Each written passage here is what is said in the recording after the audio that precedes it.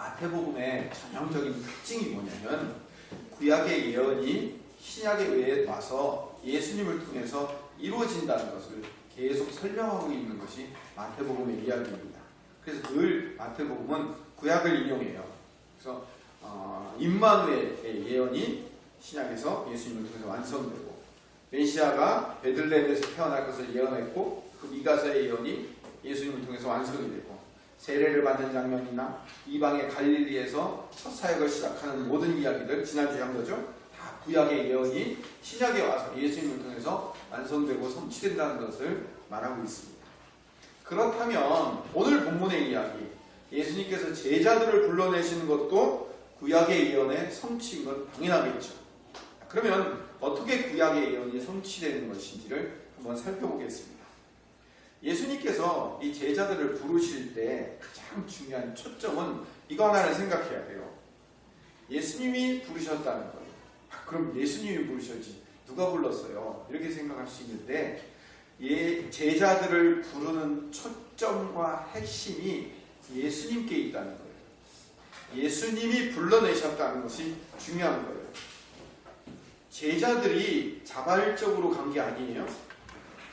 제자들이 제자들만한 사람들이 여러 명 있었는데 그 중에 가보니까 이 똑똑하고 잘생긴 사람을 예수님이 그 자리에서 뽑아서 한 것도 아니고, 예수님이 주체자고 주권자가 되셔서 이미 창세로부터 약속하시고 준비하신 그 언약에 의해서 그들을 택할 것을 미리 계획하고 계셨다는 것을 아셔야 돼요.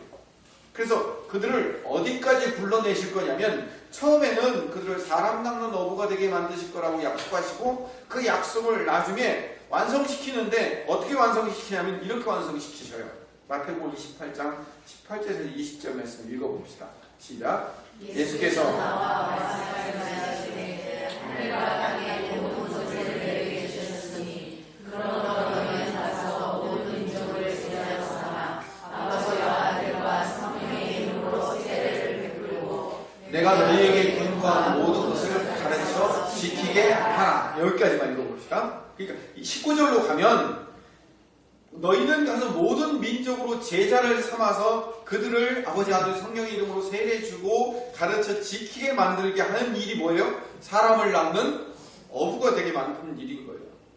사람 낚는 어부가 되게 만들겠다라고 약속하시고, 그 약속을 누가 이루시냐면 제자들이 이루는 게 아니라 하나님이 그걸 이루게 만드실 거예요. 결국은 그 일에 예수님이 사용되고 예수님의 십자가가 사용돼서 결국 그 예수님을 통하여서 그걸 반드시 이루게 만드실 하나님의 계획, 하나님의 열심이 완성되는 이야기를 성경이 설명하고 있어요. 주권자는 하나님이셔요. 모든 민족을 제자로 삼아서 그들에게 가르쳐 지키게 하는 그 일을 위해서 4명의 제자들을 먼저 부르셨어요. 나중에 말씀드리겠지만 12명의 제자들의 이름이 나와서 그들을 다 불러내시긴 하셨지만, 먼저 4명을 부른 특별한 이유가 있어요. 마태가 먼저 4명의 이야기를 먼저 설명한 이유가 있어요. 왜냐하면 이 얘기를 통해서 지금 구약의 이야기가 성취되었다는 것을 설명하려고 그러는 거예요. 그래서 오늘 신약과 구약을 서로 넘나들면서 함께 이야기를 하니까 여러분 정신 다 바짝 차리고 이게 신약이인지 구약인지 헷갈리면 안 돼요. 헷갈리지 말고 잘 한번 따라오시기를 바랍니다. 구약으로 가보면 하나님께서, 성부 하나님께서 하나님 나라를 세우시기 위해서 창세기 12장에 갈대아 우르 땅에서 아브라함을 불러내셨어요. 그때 아브라함의 아버지였던 데라는 무슨 일을 하고 있었냐면 우상을 깎아서 만드는 일을 하고 있었어요. 그러니까 우상 숭배하는 사람의 아들이었다고요. 하나님에 대한 어떤 생각이나 태도를 갖고 있지 않았어요. 근데 어느 날 하나님이 아브라함을 선택하여 불러내신 거라고요. 아브라함이 잘나서? 똑똑해서? 잘생겨서? 아니에요. 하나님이 그냥 아브라함을 선택하여 하나님의 주권과 토기장이신 하나님의 은혜로 불러내신 거예요. 일방적인 하나님의 주권과 의지를 가지고 아브라함을 불러내신 거예요. 그렇다면 이제 신약으로 넘어봅시다. 예수님께서 그 성부 하나님의 권세와 능력을 받은 예수님, 성자 예수님께서 갈릴리 호수에서 어부로 평생 잔뼈가 굵은 그 베드로를 아니 베드로가 아니죠. 처음에는 그 이름이 시몬이에요. 시몬의 뜻이 뭔지 아세요? 갈대예요. 갈대처럼 왔다 갔다 언제든지 바람에 흔들릴 수밖에 없는 그런 시몬과 같은 존재를 베드로 반석이죠. 반석과 같은 굳은 존재로 만들어내시기 위해서 그 촌동네 시골 어부를 불러내시는 거예요. 그러니까 하나님이 아브라함을 아브라함으로 불러내시는 것처럼 시몬을 베드로로 불러내시는 거예요. 그렇게 불러내셔서 원래 아브라함은 데라, 다시 말하면 우상을 깎아 만들던 자의 아들이었는데 그 아들을 모든 민족의 조상, 믿음의 조상으로 만들어내는 것처럼 시골 촌동네 어부를 불러내어서 예루살렘 교회의 수장이며 나중에 로마 교회의 수장, 베드로의 수제자의 역할을 감당하는 자로 불러내신 것. 그게 하나님의 일하심이라는 거예요. 이걸 누가 이루신다고요? 베드로가 이룬다고요? 아브라함이 이룬다고요? 아니요. 하나님이 결국은 이 일을 완성해내실 거라는 거죠. 그래서 이 일을 위해서 하나님이 아브라함을 불러내시니까 본토 친척 아비의 집을 떠나요. 제자 베드로와 야고보와 안드레와 요한도 어떻게 돼요? 자기의 그물과 배와 아버지를 버리고 떠나요. 그러니까 구약에 있는 이야기와 신약에 있는 이야기가 서로 어떻게 돼요? 이렇게 오버랩된 거예요. 겹쳐져 있는 거예요. 깜짝 놀라야 되는데 하나도 안 놀라고 있어요. 중요한 이야기인데. 봅시다. 아브라함이 본토 친척 아비의 집을 떠나 하나님께서 지시할 땅으로 갔을 때 하나님의 말씀을 믿고 출발한 건 맞아요. 근데 가자마자 그 믿음으로 승승장구한 게 아니에요. 그렇죠? 아브라함의 인생을 보세요. 여러분, 제가 성경을 많이 읽어야 된다고 하는 것은 구약의 이야기를 많이 알고 성경에 많이 알아야 또 신약의 이야기를 또 많이 알 수 있는 거예요. 근데 가자마자 기근이 되니까 어떤 일이 벌어져요? 애굽으로 내려갔다가 아내를 누이라고 속여서 바로에게 뺏기고, 여러분은 최소한 아내를 뺏기진 않았죠. 근데 아브라함은 아내도 뺏겼어요. 그것도 한 번도 아니고 몇 번? 두 번이나. 바로에게 뺏기고 아들을 주시겠다고 약속하시는데도 불구하고 그거를 못 믿고 자기 집에서 기르는 종 엘리에셀을 후계자로 삼겠다고 얘기해요. 안 된다. 내가 네 씨를 통해서 반드시 언약의 씨를 주겠다라고 약속을 하니까, 아 그래요? 그럼 하갈을 통해서 아이를 낳는 거예요. 그러면서 13년 동안 하나님께서 침묵하는 일을 겪게 돼요. 나중에 아브라함이 99세가 되어서 자기의 힘과 자기의 능력, 자기의 어떤 것으로는 결코 아들을 낳을 수 없는 상황으로 만들어 놓은 다음에 하나님께서 99세에 나타나셔서 내년 이맘때 아들을 주겠다고 말씀하시는 거예요. 자, 이건 뭘 의미하는 거예요? 그 아들은 누가 준다? 하나님이 주신다. 그러니까 아브라함의 인생을 불러내어셔서 그를 끄집어내어 하나님의 방법으로 세워서 결국은 하나님이 원하시는 그 믿음의 조상, 그 믿음의 조상의 수준으로 만들어내신다니까요. 아무것도 없는 상황으로 몰아내오고 그 언약을 주시는 그 하나님만 이루어내시는, 하나님만 결국 이 완성하게 만드신다는 그 하나님의 언약의 완성을 배우게 되는 거죠, 아브라함이. 그래서 하나님이 아브라함의 인생을 책임지시고 인도하시는 주인이심을 결국 그 인생 가운데 고백하게 만들어내는 거예요. 이게 하나님의 열심이며 하나님의 작업이란 말이에요. 이 일을 뭘 통해서 증거하냐면 아브라함이 이삭을 바치는 사건을 통해서 자기 삶으로 증명해내는 거예요. 아브라함과 이삭은요, 한 세트로 묶여져 있어요.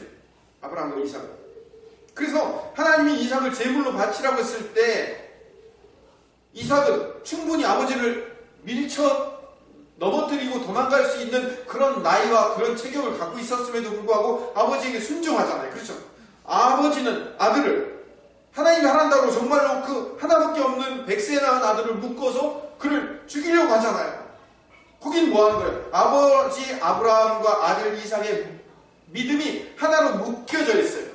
그래서 그 믿음으로 하나님이 여기까지 인도하셔서 여기까지 이런 아들을 주셨는데 이 아들을 설사 하나님 앞에 바친다 할지라도 다시 회복시키실 거야, 다시 살려내실 거야 라는 믿음이 있는 아브라함으로 완성을 시켜내는 거예요. 이 아브라함과 이삭의 묶인 인생이에요. 또 하나의 묶인 인생이 누구냐면 야곱과 요셉이 서로 묶여 있어요. 왜 야곱과 요셉이 묶여 있냐면 야곱은 원래 어떤 사람이었어요? 속이는 자, 발뒤꿈치를 잡고 있는 속이는 자였단 말이에요. 그 속이는 자의 이름 안에 무슨 의미가 담겨있냐면 내가 갖고 싶은 것은 어떤 것을 수단 방법을 가리지 않더라도 결국은 얻어내는 존재, 악착 같은 존재, 이게 아브라함이에요. 우리 인간들의 마음 안에 전부 다 야곱의 마음을 갖고 있단 말이에요. 아니에요. 맞아요. 우리는 야곱 같은 인생이었는데 우리 야곱 같은 인생을 뭘로 바꾸냐면 이스라엘로 바꾸신다고요. 결국은 속고 속이는 과정을 통해서 야곱이 뛰는지 않으면 그 장인이며 외삼촌인 라반은요 나는 자예요. 야곱이 잘 속이는 자면 라반은요 그 속이는 자를 속이는 자인 거예요. 사기꾼만 골라서 속이는 자 라반이에요. 그 라반을 딱 붙여주는 거예요. 그래서 야곱이 꼼짝달싹 못하고 야곱 같은 그런 남을 속여먹고 사는 그 인생이 10번이나 속임을 당할 수밖에 없는 인생으로 철저하게 훈련받고 고난 가운데 그 과정을 겪으면서 그 인생이 하나님이 나를 인도하시고 하나님이 나를 이끄시지 않으면 안 된다는 인생으로 바뀌어서 결국 야곱 강가에서 콱 무너지면서 그 인생이 이스라엘로 바뀌는 거예요. 제가 야곱과 요셉이 묶인 인생이라고 했죠. 요셉이 야곱과 똑같은 존재였어요. 처음에 어떻게 했어요? 형들, 11명의 앞에 형들이, 10명의 형들이 있는데도 불구하고 막내가 지가 그 지휘관 옷을 입고선 형들을 마음대로 관리하고 감독하고 아버지한테 일러 바치는 그런 존재로 살았단 말이에요. 지가 지 인생의 선구인 줄 알고 자기가 최고인 줄 알고 살던 이 막내가 형들에게 형들에게 팔려서 죽음 당할 뻔하다가 애국으로 노예로 팔려나가서 그 고난의 과정을 겪으면서 나중에 어떻게 돼요? 애굽의 총리가 되고 하나님이 나를 여기까지 인도하시고 이끄셨다는 것을 배우고 경험하는 삶을 겪잖아요. 야곱의 인생이 요셉의 인생과 이렇게 묶여있단 말이에요. 이렇게 네 명의 인생이 둘씩 묶여가지고 하나님의 일하심을 경험하고 배우는 것을 구약에서 우리에게 들려주고 보여주는 이야기예요. 이거를 신약에서 예수님께서 완성하시는 거예요. 누구를 통해서? 시몬과 안드레와 야고보와 요한을 통해서. 그래서 시몬과 안드레, 베드로와 안드레는 어떻게 돼요? 형제예요. 또 야고보와 요한은 형제예요. 둘씩 이렇게 묶여 있잖아요. 그렇게 묶여서 그들을 불러내시는 거예요. 아브라함, 이삭을 불러내고 야곱과 요셉을 불러내시듯이 시몬, 베드로와 안드레를 불러내시고 야고보와 요한을 따로따로 불러내셔요. 둘씩. 그래서 구약의 예언이 구약의 그 4명의 신앙의 조상들을 불러내는 것처럼 예수님께서 4명의 제자들을 불러내는 이야기를 하고 있다는 거예요. 하나도 안 놀라요. 중요한 거예요. 그걸 지금 예수님께서 성취하고 계시는 거예요. 그래서 베드로가 그 성취함을 통하여서 하나님의 일하심이 예수님을 통해서 제자들에게 보여주고 있다는 것을 우리에게 설명해주고 있는 내용이 오늘 본문의 이야기예요. 그래서 맨 처음에 아브라함과 이삭이 부름받듯이 베드로와 안드레에게 부름을 받아요. 그렇게 부름을 받자 20절에 어떻게 되냐면 이렇게 얘기해요. 같이 읽어봅시다. 내가 너희에게 누구와 모든 것을 가르쳐 지키게 하라. 볼지어다 내가 세상 끝날까지 너희와 항상 함께 있으리라 하시니라. 죄송합니다. 제가 물 마시는 시간을 잠깐 얻으려고 20절을 읽으려고 했는데 그 20절이 아니라 4장 20절이었는데 죄송합니다. 4장 20절 죄송합니다. 같이 읽어봅시다. 그들이 곧 그물을 버려두고 예수를 따르니라. 베드로와 안드레가 그물을 버려두고 예수님을 따랐어요. 다시 야고보와 요한을 부르니까 22절에 어떻게 됐어요? 그들이 곧 배와 아버지를 버려두고 예수를 따르니라. 앞에 두 형제는 그물을 버려두고 예수를 따랐고 뒤에 있는 두 형제는 배와 아버지를 버려두고 예수를 따랐어요. 여기 그물과 배와 아버지는 뭘 의미할까요? 여기서 의미하는 것은 아브라함이 본토 친척 아비의 집을 떠나는 것과 똑같은 이야기를 하고 있는 거예요. 지금 하나님이 아브라함을 부르시자 본토 친척 아비의 집을 떠나 내가 내게 지시할 땅으로 가라 라고 했을 때 아브라함이 그 땅으로 순종하여 간 것처럼 이 제자들도 배와 그물과 아비를 버려두고 출발한 거예요. 아브라함의 출발과 제자들의 출발이 똑같았어요. 그렇게 똑같이 출발했으면 똑같은 삶을 겪어야 되죠. 그렇죠? 똑같이 겪었어요. 아브라함이 그렇게 믿음을 가지고 본토 친척 아비의 집을 딱 떠나서 출발했는데 그의 인생이 전부 다 그 믿음으로 승승장구했어요? 아니라고 그랬죠. 마찬가지로 제자들도 그렇게 배와 그물과 아버지를 버려두고 출발했지만 그 제자들의 인생이 승승장구한 인생이 아니었다고요. 아브라함이 늘 아브라함의 인생에서 자기 수준에서 문제를 스스로 해결하려다가 늘 실패하는 인생을 겪어요. 그럼에도 불구하고 하나님께서 아브라함에게 도와주시고 인도하시고 하나님의 섭리로 그 아브라함을 이끌어내셔서 하나님의 수준에까지 이르게 만드시는 것처럼 예수님께서도 3년 동안 제자들을 늘 그 제자들이 어떤 삶을 살았어요. 예수님이 예루살렘에 올라가면 자기들이 오른편 왼편에 앉겠다. 서로 누가 큰가 하고 길거리에서 싸우고 누가 높은가 누가 잘났는가의 싸움을 싸우고 잘했잖아요. 아브라함과 이삭과 야곱과 요셉이 늘 자기들의 인생에서 실패를 경험했던 것처럼 제자들도 늘 3년 동안 실패를 경험하는 거예요. 그렇게 실패를 경험하면서 자기들의 인생을 배워가는 거예요. 세베대의 아들 야고보와 요한은 심지어 인류 최초의 치맛바람이 거기 있었죠. 어떻게 돼요? 엄마가 세베대의 그 아들들 세베대의 아내가 와가지고 예수님에게 뭐라고 얘기해요? 예수님 예루살렘에 올라가시면 우리 아들은 오른쪽, 이쪽 아들은 왼쪽에 좀 앉혀주십시오 라고 얘기하는 건 뭐예요? 예수님 왕되면 이 사람들을 높은 지위에 세워서 그들을 사용해 주십시오 라고 얘기하는 거잖아요. 그 얘기를 10명의 제자들이 듣고 또 뭐예요? 서로 싸우잖아요. 그렇죠? 니네들보다 우리가 더 많이 일했다. 우리가 먼저 부름받았다. 근데 왜 니네들이 오른쪽 이쪽에 서냐 하면서 자기들끼리 서로 싸우는 거예요. 그리고 결국 그 제자들의 단호한 결단으로 배와 아버지와 그물을 버려두고 출발한 그 결과는 어떤 결과를 맞이했어요? 제자들의 마지막 결과는 예수님을 배반하고 부인하는 자리로 끝났어요. 그리고 결국 갈릴리의 어부로 돌아가게 되잖아요. 마태복음, 마가복음, 누가복음은 많이 나와 있지 않지만 요한복음에 보면 제자들이 어디로 가 있어요? 갈릴리로 가잖아요. 가서 도로 뭐 하는 거예요? 고기 잡고 있었어요. 그물이 찢어져서 고기가 많아서 찢어질 만큼 그때 예수님이 다시 나타나시잖아요. 왜 그때 다시 나타나는 거예요? 처음 물음받은 자리로 다시 오시는 거예요. 처음 물음받은 자리로.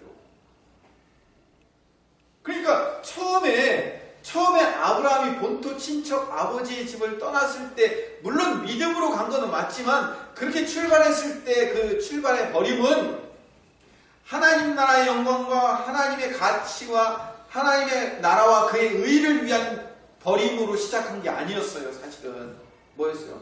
이 땅에서 더욱 잘 먹고 잘 살기 위한 것으로 출발했을 뿐이에요. 제자들도 마찬가지예요. 제자들도 배와 그물을 버려두고 출발한 것일 때 거기서 배와 그물과 아비를 버리고 출발했다는 것은 거기서 하나님의 나라와 의를 위한 버림이 아니에요. 거기 뭐 하는 거예요? 예수님을 따르면 나중에 예수님이 예루살렘을 가서 저 로마 병정들 다 물리치고 새로운 나라로 만들어내시면 그가 왕이 되시면 우리가 한 자리 차지하겠다는 그런 계산으로 출발한 거란 말이에요. 그들의 첫 버림이 어마어마한 그런 가치를 가지고 출발한 게 아니었어요. 그래서 결국 그 제자들의 마지막은 배신과 부인으로 끝날 수밖에 없는 자기 자신들이 연약한 인간일 수밖에 없는 것을 배우게 돼요. 그리고 방금 말씀드린 대로 처음 제자들을 선택했던 갈릴리 호수로 다시 돌아가서 그들에게 새로운 사명을 주시고 그들을 새롭게 불러내시는 일로 마무리하고 있는 거예요. 창세기의 마지막이 그래서 마태복음의 마지막과 같이 연결이 돼요. 창세기의 마지막을 봅시다. 야곱이 죽고 이제 요셉만 남아요. 그러니까 요셉의 형들이 요셉이 아버지가 돌아가시고 나면 자기들이 죽이려고 하고 노예로 팔려고 했던 것을 보복하지 않을까라는 두려움에 사로잡혀가지고 요셉에게 우리 좀 살려주세요 라고 얘기를 하는 장면이 나옵니다. 한번 교독하면서 읽어봅시다. 창세기 50장 15절 제가 먼저 읽어볼게요. 요셉의 형제들이 그들의 아버지가 죽었음을 보고 말하되 요셉이 혹시 우리를 미워하여 우리가 그에게 행한 모든 악을 다 갚지나 아니할까 하고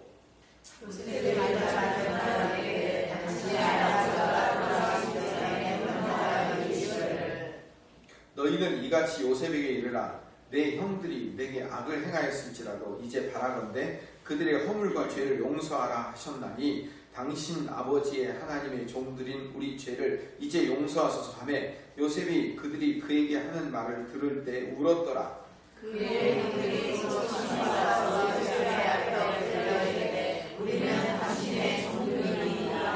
요셉이 그들에게 이르되 두려워하지 마소서. 내가 하나님을 대신하리이까.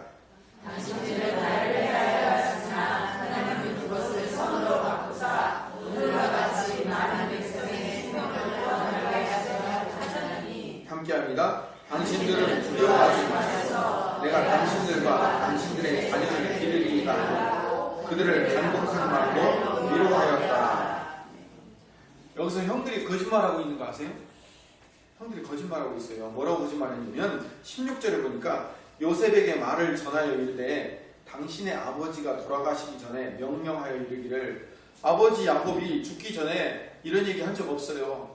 근데 아버지가 그렇게 유언했다 그러는 거예요. 그렇게 요셉에게 이르는 거예요. 뭐라고? 17절에 너희는 이같이 요셉에게 이르라. 내 형들이 내게 악을 행하였을지라도 이제 바라건대 그들의 허물과 죄를 용서하라 하셨나니. 아버지가 그렇게 유언했다는 거예요. 그러니까 당신의 아버지의 하나님의 종들인 우리 죄를 이제 용서하소서 하며 요셉이 그들이 그에게 하는 말을 들을 때 울었더라. 요셉이 울었대. 왜 울었던 거예요? 형들이 하지도 않은 말을 하면서 자기들을 살려달라고 하는 거예요. 자기들 자기들한테 보복하지 않도록 아버지가 보복하지 말라고 했으니까 우리 좀 보복하지 말아주세요 라고 지금 형들이 요셉에게 지금 이야기하는 거예요. 거짓말하고 있어요. 야곱은 그런 얘기 한 적 없거든요. 그럴 만큼 뭐 하는 거예요? 요셉이 보복할까봐 무서웠던 거예요. 그러니까 형들은 아직도 뭐 하는 거예요? 그 정도 수준밖에 못 되는 거예요. 그럼 왜 요셉이 우는 거예요? 형들이 자기의 마음을 모르는 거죠. 요셉은 이미 용서했어요. 그리고 회복의 단계에 들어섰단 말이에요. 이 요셉을 이해하지 못하는 거예요. 그래서 요셉이 뭐라고 얘기하는 20절에 당신들은 나를 해하려 하였으나 하나님은 이것을 선으로 바꿔서 오늘과 같이 많은 백성의 생명을 구원하게 하시려 하셨나니 두려워하지 말라고. 내가 당신들을 책임지겠다. 당신의 자녀들까지 책임질 테니까 염려하지 말아라 라고 요셉이 얘기하고 있다는 거죠. 이 장면하고 마태복음의 장면과 그대로 복사되어서 오버랩되고 있다는 것을 아셔야 돼요. 어떻게 오버랩되고 있냐면 제자들이 예수님을 배반하고 팔아먹었어요. 실패감으로 절망감에 있어서 우리 주제에 무슨 예수님 쫓아다녀가지고 메시아 왕국을 건설한다고 우리가 뭐 어부의 주제에 뭔 일을 한다고 하면서 그들이 실패감에 젖어서 다시 어디로 돌아갔다고요? 갈릴리 호수 원래 그 그물이 있었던 곳 원래 배와 아버지가 있었던 거기로 돌아가서 다시 그 배 붙들고 다시 고기를 잡으면서 우리가 물고기나 잡으면서 살아야지 라는 마음으로 그들이 실패와 절망과 좌절 가운데 있을 때 예수님이 그 자리에 오신 거란 말이에요. 처음 불러내셨던 그 자리로 다시 돌아오신 거예요. 예수님이 그 처음 자리로 다시 돌아올 것을 3번이나 언약을 하셨어요. 언제냐면 마태복음 26장 31절 32절을 봅시다. 같이 한번 읽어봅시다. 시작. 그때 예수께서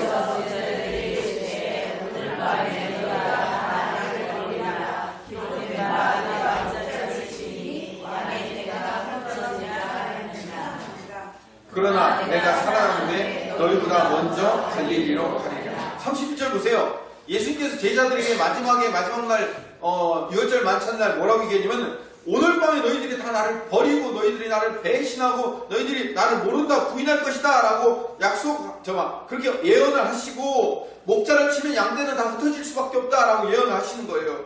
그런데 내가 살아나면 다시 갈릴리로 돌아갈 거다. 내가 너희들을 다시 회복시킬 거다라는 약속을 하신단 말이에요. 약속을 3번 한 게 아니라 이 말씀이 3번 기록되어 있는 거예요.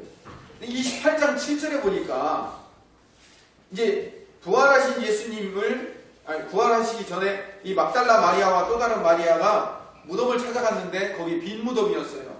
그때 천사가 나타나서 28장 7절에 이렇게 얘기합니다. 같이 읽읍시다. 또 빨리 가서 그의 제자들에게 이르되 그가 죽은 자 가운데서 살아나셨고 너희보다 먼저 갈릴리로 가시다니 거기서 너희가 배우리라 하라. 내가 너희에게 이르리라 하라. 내가 너희에게 마지막 날 이르지 않았느냐? 내가 갈릴리로 다시 돌아가서 너희들을 회복시킬 거라고 얘기하지 않았니? 라고 막달라 마리아와 또 다른 마리아에게 말씀하셨다는 거예요. 그리고 제자들을 또 만나요. 제자들을 만나서 또 10절에 또 한 번 더 반복해서 얘기해요. 같이 읽읍시다. 시작. 예수께서 이르시되 무서워하지 말라. 가서 네 형제들에게 갈릴리로 가라. 거기서 나를 보리라 하시니라. 갈릴리로 가면 나를 볼 것이다 라고 말씀하시잖아요. 너희들이 갈릴리로 반드시 그 실패와 절망감을 가지고 가 있을 텐데 내가 먼저 가서 너희들을 회복시킬 거다 라고 약속을 하면서 예수님이 제일 먼저 하시는 말씀이 무서워하지 말라 라고 얘기하는 거예요. 두려워하지 말라, 무서워하지 말라, 염려하지 말라 라고 얘기하는 거예요. 창세기 50장에 요셉이 형들에게 뭐라고 얘기해요? 염려하지 마세요, 두려워하지 마세요, 내가 당신들의 자녀들까지 다 책임질 테니까. 하나님이 이렇게 악을 선으로 바꿔주셨는데 내가 하나님을 대신할 수 있습니까? 라고 말씀하시면서 하나님의 언약을 선포한 것처럼 지금 예수님께서 다시 너희들을 회복할 것이다 라고 선포하면서 갈릴리 처음 만난 그 자리로 다시 돌아갈 것을 약속하셨단 말이에요. 그래서 마태복음 28장 16절에 11제자가 갈릴리에 가서 예수께서 지시하신 산에 이르렀을 때에 예수를 배웠고 경배하나 아직도 의심하는 자들이 있더라. 아직도 그 예수님의 부활을 의심하고 아직도 예수님의 우리 처음 주신 사람을 낳는 어부가 되리라는 그 사명에 대해서 아직 완성된 믿음을 갖고 있지 못했을 때 주님이 18절에 뭐라고 얘기해요?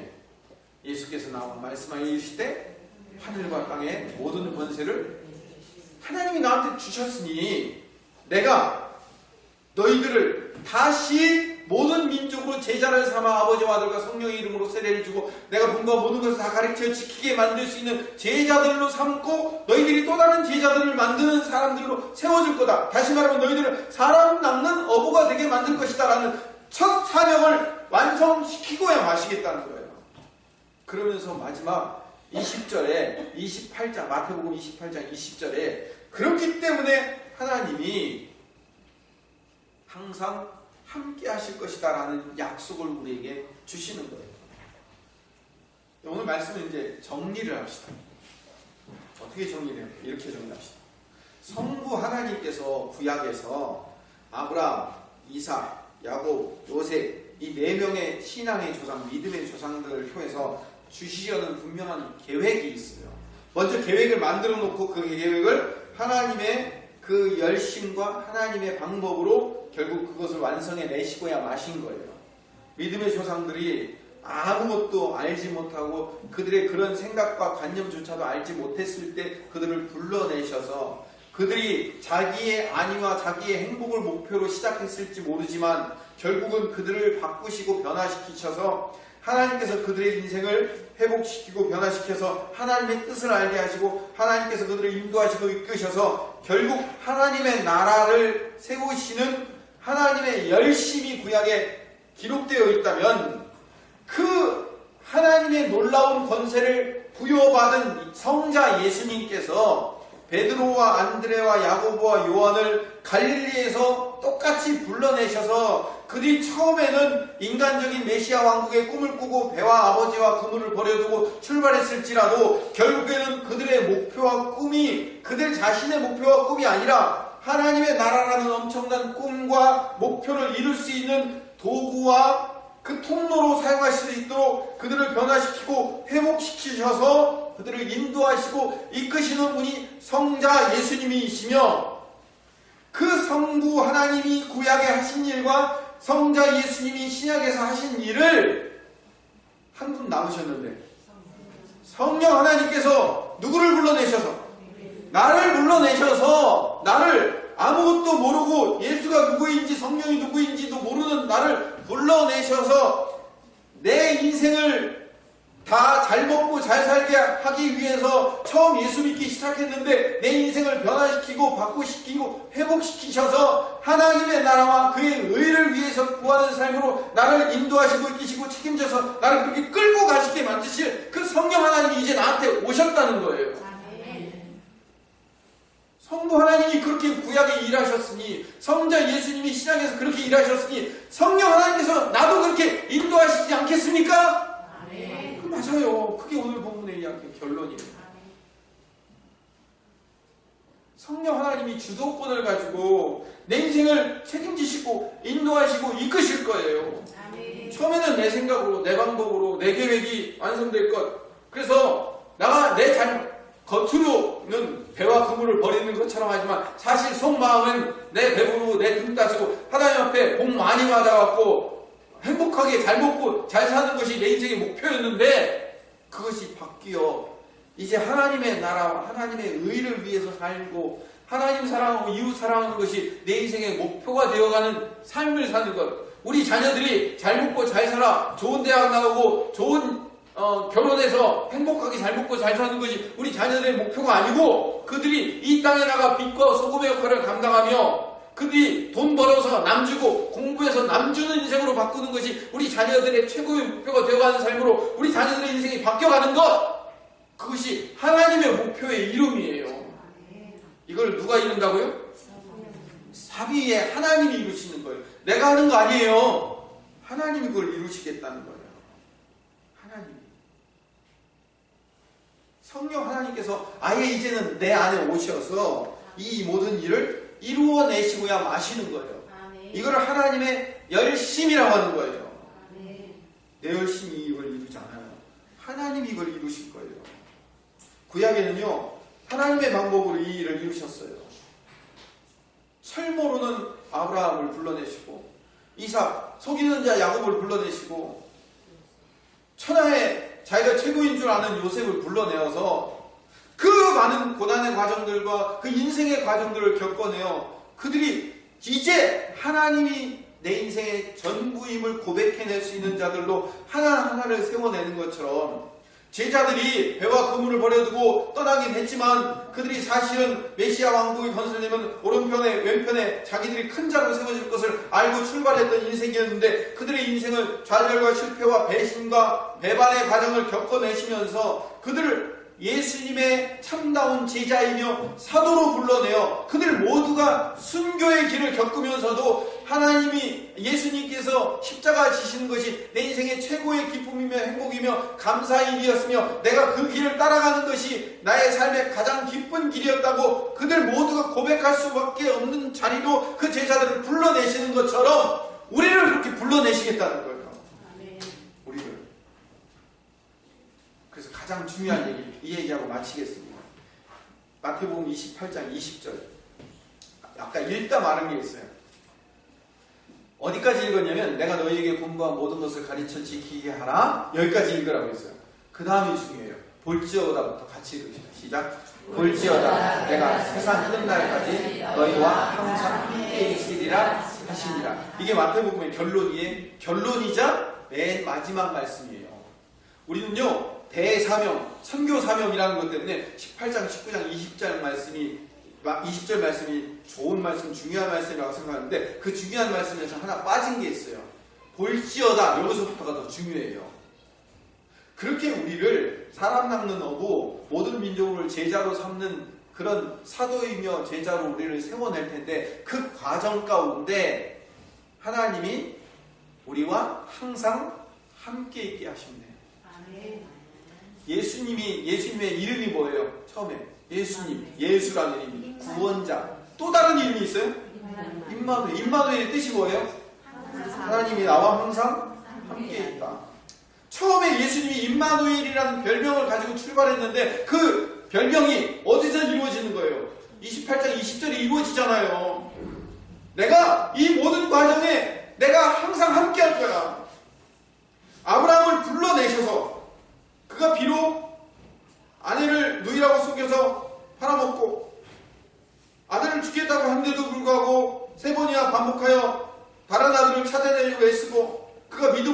고통하는 그 모든 과정 가운데 13년 동안 침묵의 과정이 있는 가운데서도 하나님이 떠나셨어요?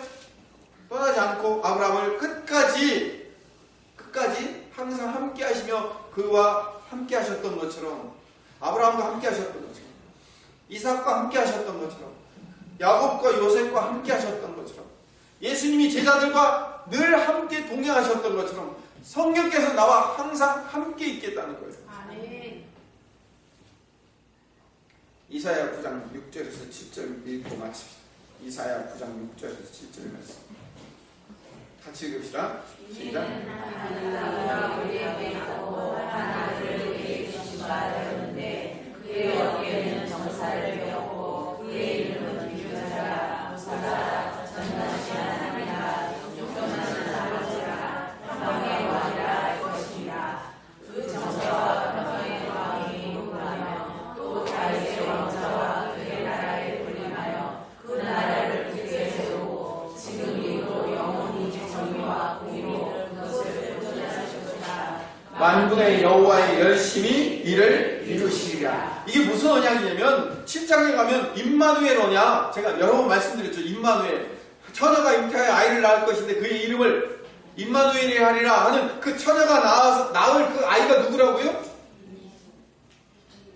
6절에 이는 한 아기가 우리에게 낳는데 그 아기가 그 처녀가 잉태하여 낳을 그 아들이에요. 그 아들이 우리에게 낳는데 그 아들을 우리에게 주신 바 되었는데 그 아들의 이름이 기묘자이며 모사이며 전능하신 하나님이며 영존하신 아버지이며 평강의 왕이신 거예요. 이분이 누구세요? 예수님. 그 임마누엘이신 예수님이 오셔서 이 땅을 회복시키실 건데 7절 그 모든 일을 누가 이루신다고요? 만군의 여호와의 열심히, 하나님의 열심히 일을 이루신다는 거예요. 너무나도 멋진 말 아니에요? 저는 가장 멋진 말 중에 하나가 하나님의 열심이란 말이에요. 하나님의 열심.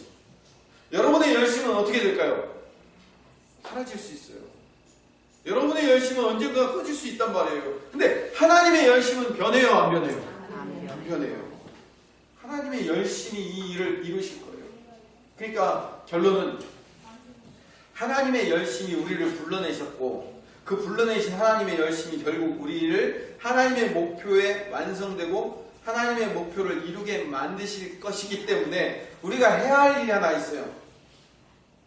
하나님이 반드시 그 일을 우리를 선택하여 불러내어 하나님이 원하시는 그 목표에까지 완성하게 만드실 그 일을 하나님이 열심을 갖고 지금도 이루고 계시니까 우리는 우리의 삶에 어떠한 상황과 환경이 닥칠지라도 실망하지 말고 좌절하지 말고 그 큰 일을 이루실 하나님을 기대하며 소망하시기를 소망합니다. 네. 염려하지 마세요.